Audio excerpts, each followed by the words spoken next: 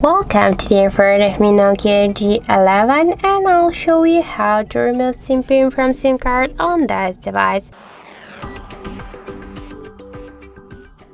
So let's just unlock our SIM card, and after that we should launch the settings application.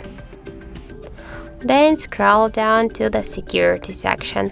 After that, scroll a little bit down, tap to advanced, and you'll see here the SIM card log.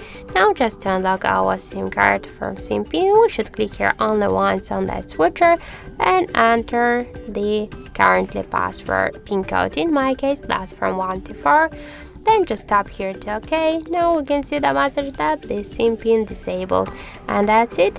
So thank you for watching, and if you find this video helpful, don't forget to leave a like, comment and to subscribe our channel.